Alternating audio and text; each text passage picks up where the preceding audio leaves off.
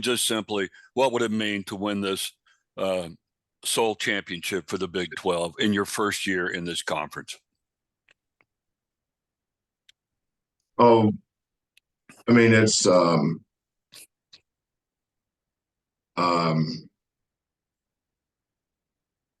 would be impactful for any new school to come into the best league in the country.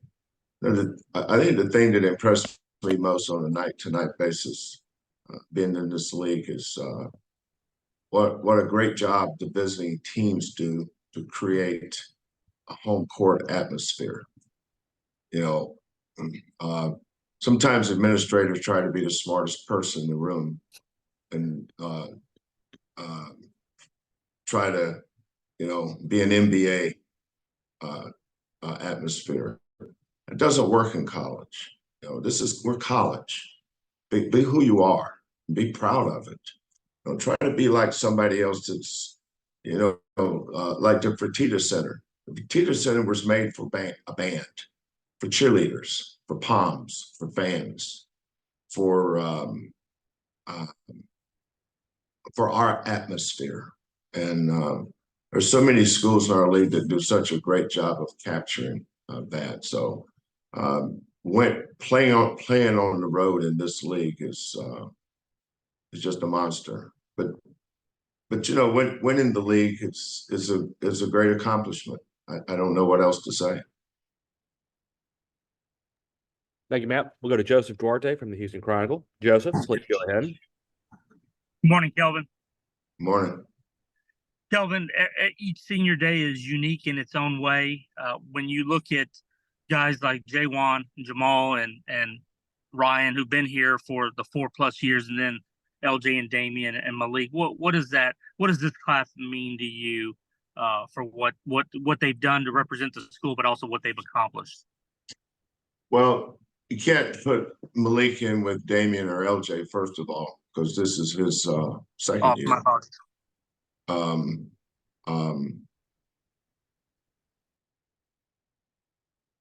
Yeah, I mean, we every year that I've coached as a senior, we have a senior ceremony. So I have 35. This will be my 35th, I think. I might be wrong on that. You always start with their journeys. When did you first find out about it? Where's the first time you saw? What was he like when he walked in here in June? What's he like now? Part of the thing I've always enjoyed about coaching is developing these kids. Make them think outside of what they're used to. That's why sometimes I'll just stop a film session. You can ask these guys, and I'll say, Chris Harris, what is the capital of Alaska? No idea what the capital is. It couldn't name one city. And so by the time we talk about Anchorage and Juneau, Haines, fishing villages, cruise ports, all that, then this was back. I remember I used to quiz him about President Obama, where he came from, trivia contest, taking scouting reports and turn them into Jeopardy contest. Just watching them grow. Who's the vice president? Who's the governor of your state? Just talking to them, teaching them about things that they need to know about. Bringing in someone from a bank and teaching them, if you're going to get a credit card and you're going to make payments, here's what the interest will be on your payments.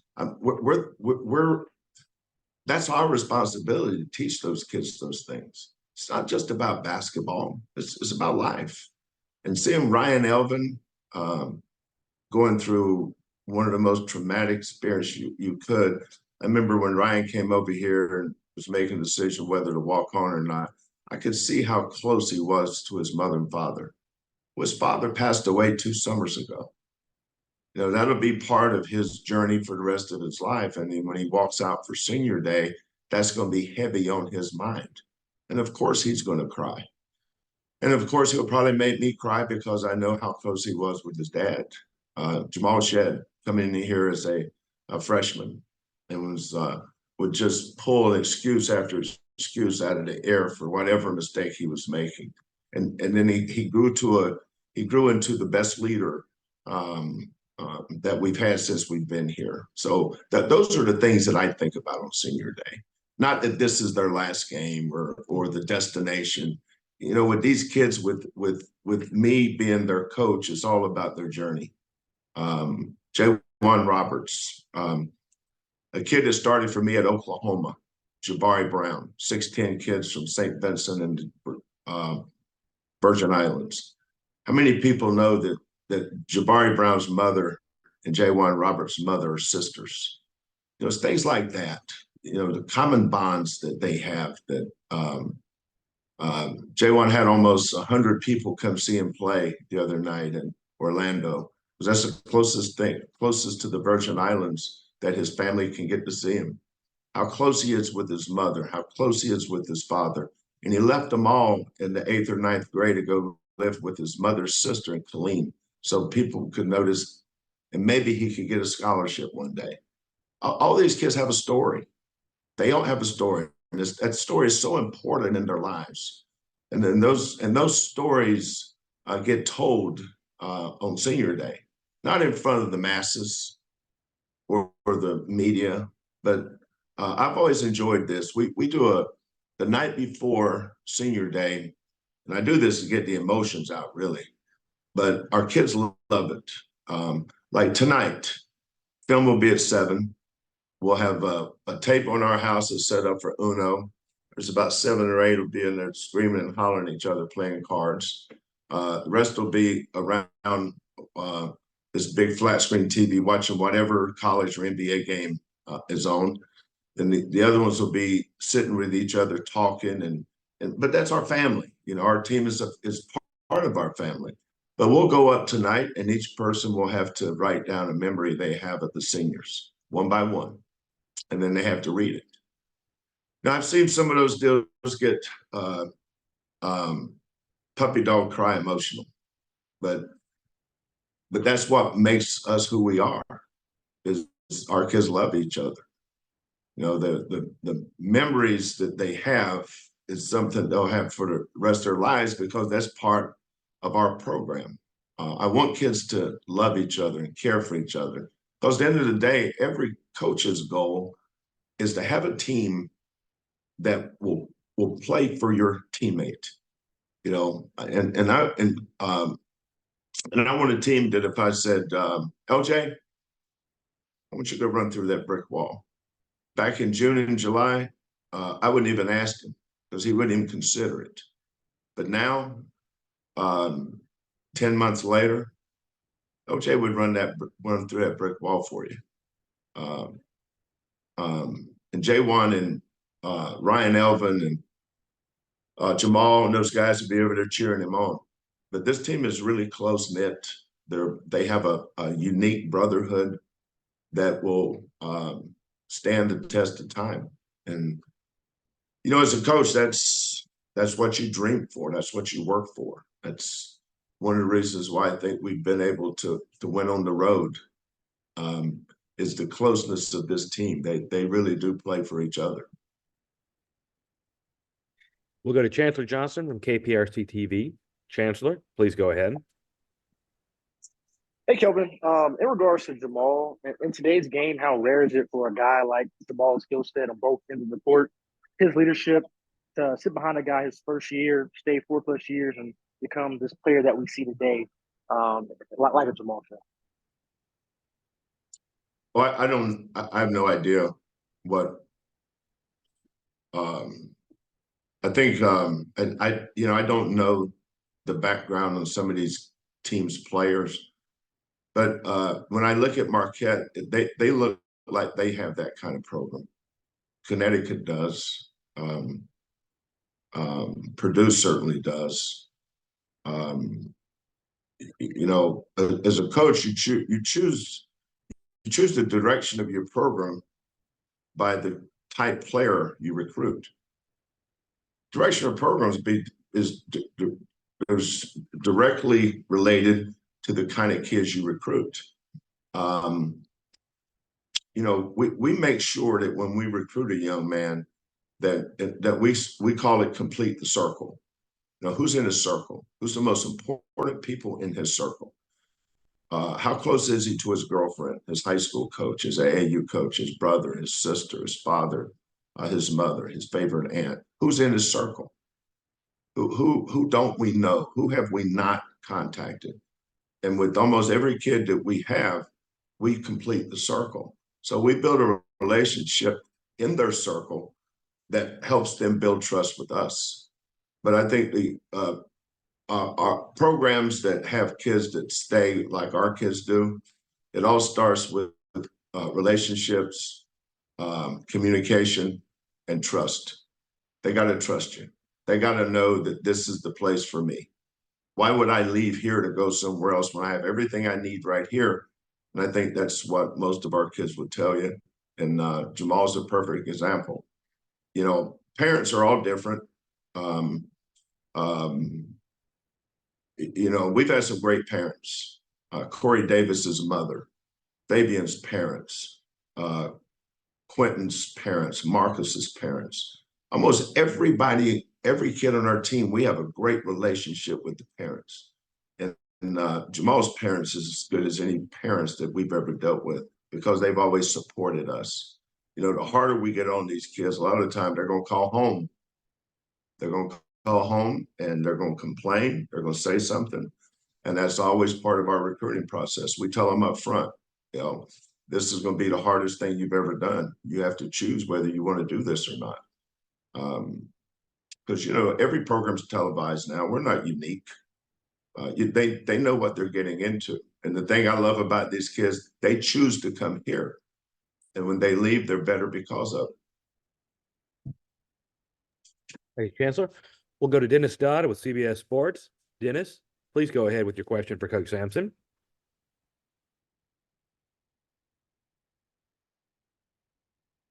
You're muted, Dennis, which means you can't hear me tell you you're muted. Yeah. I got it now. Sorry. Go ahead, Dennis. Dennis, if you were a player, you'd probably have to do a down and back for talking while you're muted. That's right. And I would gladly do it.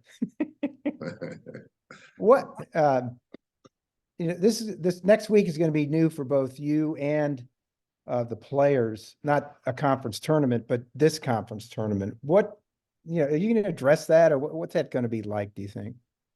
Actually, I've been to 12 of them, Dennis. So it's That's not going right. to be That's new. right. It's been a It's while. not going to be new for me. And actually, That's I right. went to the Big 8 tournament. You're right. I predate the Big 12. That probably is a signal.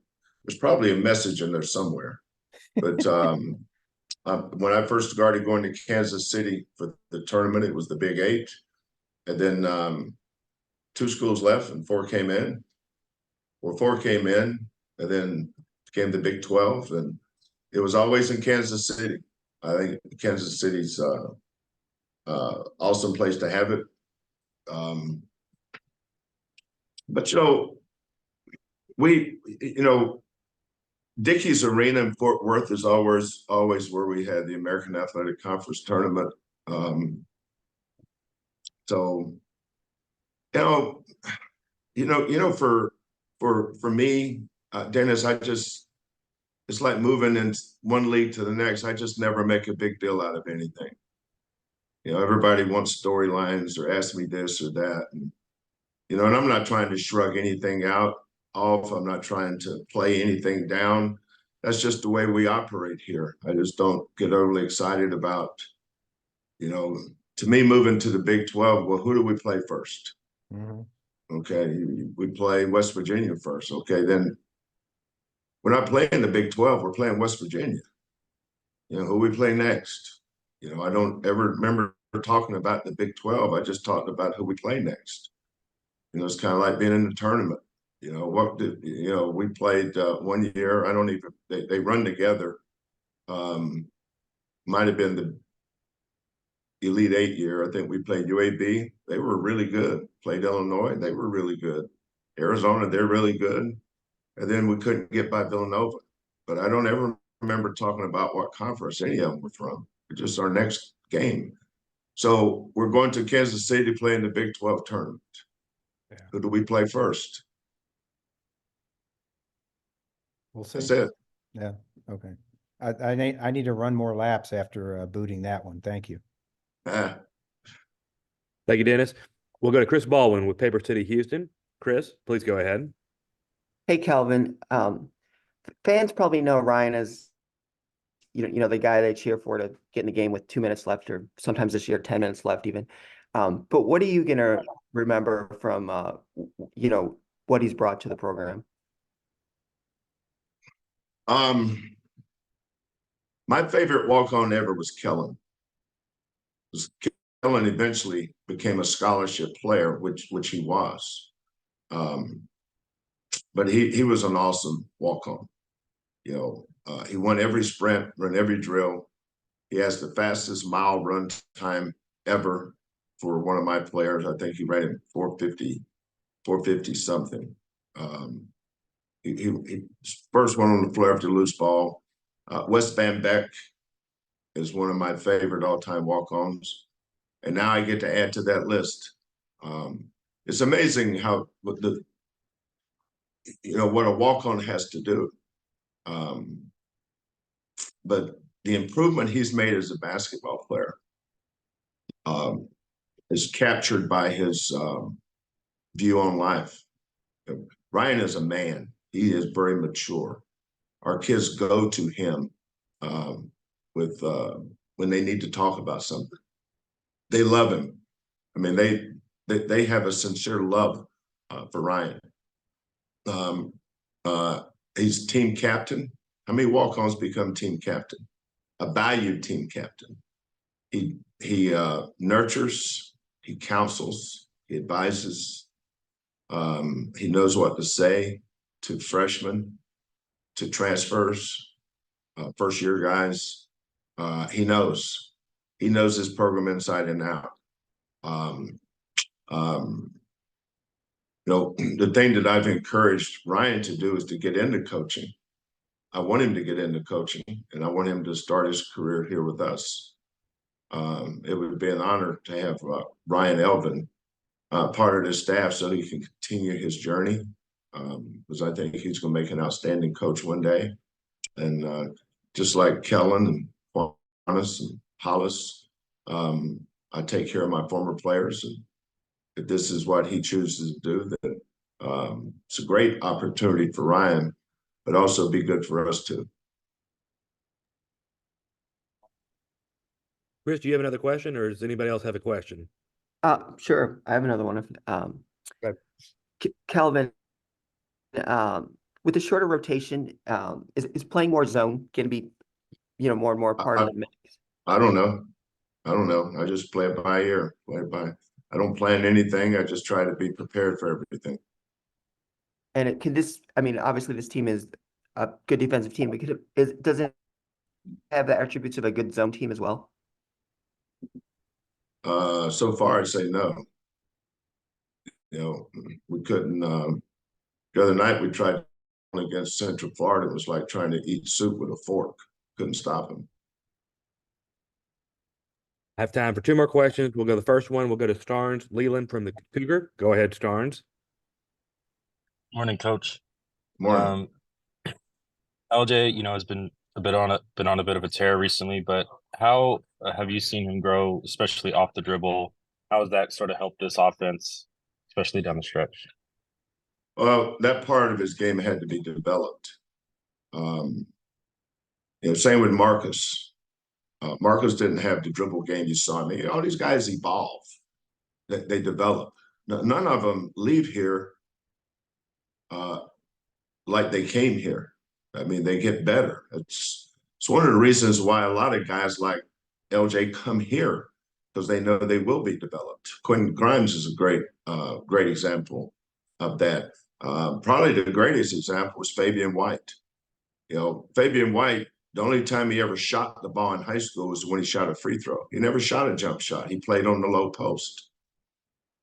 He was a center, and he evolved into one of the best foremen that we've had here. LJ was a catch and shoot guy that had good instincts to know how to read a screen. The guy shot the gap if he locked and chased, if he ran at him or top locked him, all these stuff that we have to go through. To now, I would never have put him in a pick and roll early in the year. But he's evolved every day. He failed, he failed, he failed, he failed. The greatest teacher ever will never be a human being. The greatest teacher will always be failure. You learn by failing. Most people want to sit there and judge people on their failures, whereas their failures are the best thing ever happened to them.